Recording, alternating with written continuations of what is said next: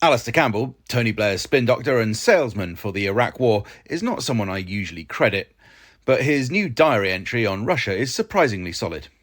Using declassified documents, Campbell cites Putin speaking with Clinton in 2000 at a summit in Moscow, in which the Russian premier said there should be full-scale relations between Russia and NATO. Clinton responded enthusiastically, "I am serious about being ready to discuss NATO membership with Russia." How different the world might be today, laments Campbell, if that conversation on NATO had been followed through. There are just two areas which Campbell fudges, and understandably, but crucially. Campbell implies the idea of Russia joining NATO died with Putin's fickleness, as his recounting of the exchange ends with Clinton's positive remarks. In the original documents, though, Putin followed up with the president the next day, saying this: "What you said about NATO, i.e. Russia's eligibility, not only shocked my colleagues, it shocks some of yours too. We need to make more progress there. We need to develop a mechanism for implementing the NATO-Russia Founding Act. I'd like to ask you to consider having officers from our general staff take part in the work of the Planning Committee of NATO.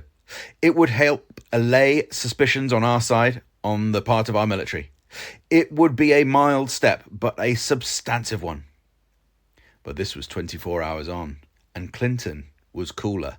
He simply said, "I'll see what I can do about that," before they moved on to other matters. It is not quite clear what happened over that previous day, but clearly there were strong voices in the bureaucracy and elected officials who saw Russia in NATO as a non-starter. Putin's overture to Clinton was in the context of a decade where Russia had asked for closer ties. In the immediate aftermath of the USSR's collapse, President Yeltsin wrote to NATO saying Russia was considering membership as a long-term political aim. Yeltsin later put the phone down on Clinton in sadness, lamenting that the US's choice to bomb Serbia marked a decisive rupture. In the aftermath of 9/11, Putin again suggested Russia could join NATO, but only as an equal partner. Instead of membership, in 2002, Russia accepted creation of the NATO-Russia Council, a beefed-up consultative forum.